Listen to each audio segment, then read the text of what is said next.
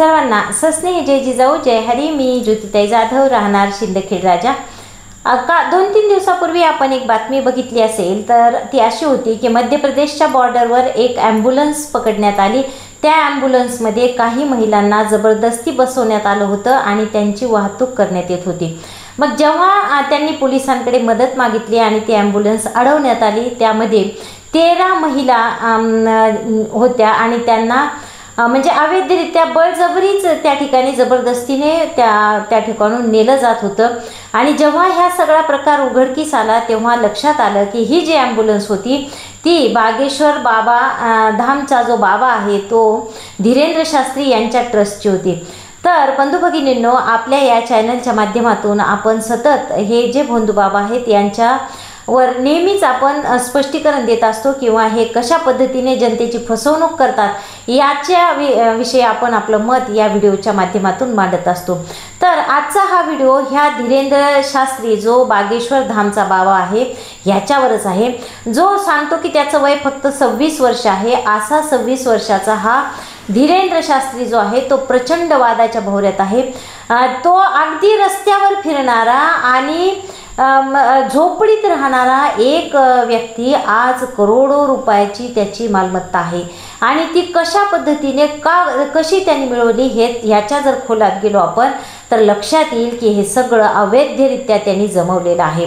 त्याने अनेक हॉस्पिटल्स बांधलेले आहेत, मंदिरं बांधलेली आहेत, शाळा आहेत, कॉलेजेस आहेत, हॉस्पिटल आहेत, मंदिरं, हे सगळं जे काय आहे RTIच्या माध्यमातून जेव्हा चौकशी करण्यात आली तेव्हा आता असं लक्षात येते की याचं जे काय आहे सगळ्या ह्या ज्या मालमत्ता आहेत, सगळ्या प्रॉपर्टी आहेत, त्याचं कुठेही रजिस्ट्रेशन झालेलं नाही.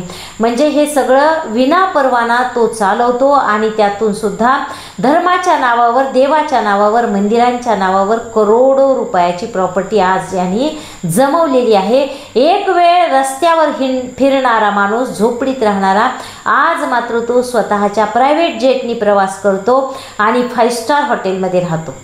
तर मग असं असताना आता मात्र कुणीही बोलायला तयार नाही त्याच्या विरोधामध्ये, शासनसुद्धा नाही. कारण आपण पाहतो या अगोदरही हा बाबा केवळ म्हणजे जातीवाचक, धर्मावाचक विधानं करतो आणि तसे प्रक्षोभक विधानं ज्यामधून धर्माधर्मामध्ये वाद होतील, जातीमध्ये वाद होतील, अशा पद्धतीचे विधानं त्यांनी केलेले आहेत. तू दुर्गा बन, तू काली बन, मगर न तू कभी बुरखेवाली बन, हे त्याचं वक्तव्य आहे. म्हणजे एखाद्या, ठीक आहे तुम्हाला तुमचा धर्म खूप प्रिय आहे, तुम्ही त्या धर्माविषयी समाजाला जागृत करा किंवा त्याचं महत्त्व सांगा, ते पटवून द्या, तुमच्या देवावर बोला, पण इतर धर्मांवर टीका करण्याचा अधिकार या धीरेंद्र शास्त्रीला कुणी दिला? तो सतत मुस्लिम धर्मावर टीका करत असतो, त्यांच्यावर बोलत असतो, हे आपण अनेक वेळा बघितलेलं आहे. लव जिहाद विषयी त्यांनी मांडलेले मत, त्याचे व्हिडिओ आजही सोशल मीडियाला आहेत. तर मग अशा पद्धतीने हा जो बाबा आहे हा कायम काही ना काही अशा भानगडी करत असतो ज्यातून इतर लोकांच्या भावना दुखावल्या जातात. आणि काल परवाचं जे हे प्रकरण आहे ते जर आपण पाहिलं तर ते अत्यंत गंभीर आहे. स्वतः तो म्हणतो की मला माझं जे कनेक्शन आहे ते डायरेक्ट हनुमानजीशी कनेक्शन आहे किंवा माझं कनेक्शन हे बालाजी महाराजांशी आहे, बालाजी मला प्रसन्न आहे, हनुमानाची माझ्यावर कृपा आहे, असं तो सांगतो. आणि तो पर्चा निकालतो, म्हणजे पर्चे काढतो, तो चिठ्ठ्या काढतो. जमलेल्या व्यक्तींमध्ये ज्याची चिठ्ठी निघाली त्याच्याविषयी तो सगळं काही सांगतो, त्या व्यक्तीचं नाव सांगतो, त्या व्यक्तीचं गाव सांगतो, तो व्यक्ती कुठून आला हे सगळी माहिती तो सांगतो. पण मग एक वेळ नागपूरच्या कार्यक्रमात मात्र डॉक्टर श्याम मानव यांनी त्याला आव्हान केलं होतं, त्याला चॅलेंज दिलं होतं की मी जे 10 लोक आणील त्या 10 लोकांविषयी तू ही सगळी माहिती सांगायची. कारण तो पेंडॉलमध्ये बसलेल्या 10 कोणताही व्यक्ती म्हणतो तो की व्यक्ती उठवा, मी त्या व्यक्तीविषयी माहिती सांगतो, म्हणजे त्याचं नाव, गाव, त्याचा व्यवसाय, त्याचं सगळं काही. पण ज्यावेळी डॉक्टर श्याम मानव यांनी त्यांना चॅलेंज केलं त्यावेळी मात्र त्यांनी ते चॅलेंज स्वीकारलं नाही. एवढंच काय तर नागपूरमधली कथा तो अर्ध्यावर सोडून पळून गेला. मग असं असताना जर त्याला खरोखरच कुठली दिव्य शक्ती आहे तर त्यांनी हे का त्यांचं चॅलेंज स्वीकारलं नाही? त्यांनी ते स्वीकारायला पाहिजे होतं. पण बंधू भगिनींनो, परिस्थिती अशी आहे की कुठलीही दिव्य शक्ती नाही, काहीतरी ट्रिक्स करून ह्या सगळ्या व्यक्तींचे नावं किंवा ॲड्रेस त्याला तो माहीत करून घेतो अगोदर आणि ते नंतर लोकांना सांगतो. पण आजकाल आपले लोकच, आपली जनताच इतकी धर्मभोळी, इतकी देवभोळी झालेली आहे देववेडी झालेली आहे की ती काहीही करायला तयार झालेली आहे. आणि अगदी 25-26 वर्षाच्या मुलाच्या जर तुम्ही अशा पद्धतीने आहारी जात असाल, हा बाबा जो सांगतोय त्या ट्रिक्स जर फॉलो करत असाल, तर ही अत्यंत दुर्दैवी गोष्ट आहे.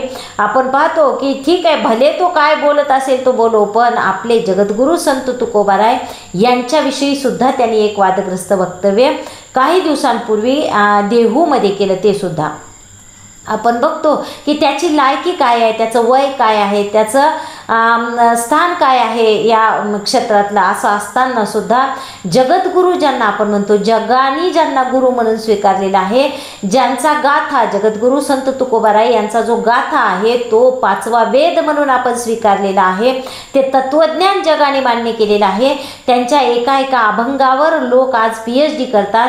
अशा जगद्गुरू संत तुकोबारायांवर हा टीका करतो आणि हा बोलतो की त्यांची पत्नी त्यांना मारत होती.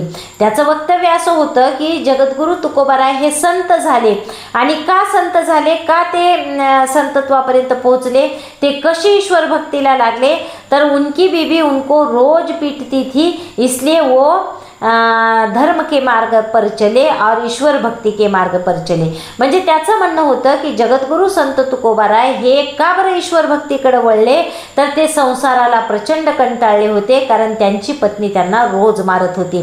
तर बंधू भगिनींनो, हे अत्यंत चुकीचं आहे असं विधान करणं, आणि ते सुद्धा महाराष्ट्रात येऊन. पण महाराष्ट्रातल्या लोकांनी त्याला कुठलंही उत्तर दिलं नाही, सगळ्यांनी ते निमूटपणे ऐकून घेतलं. हे अजूनच दुर्दैवाची गोष्ट आहे, कारण ज्या व्यक्तीची जो म्हणतो की मी फक्त 26 वर्षाचा आहे आणि अशा भामट्या बुवानी जगद्गुरू संत तुकोबारायांवर टीका करावी, हे अत्यंत निंदनीय आहे आणि याचा जाहीर निषेध.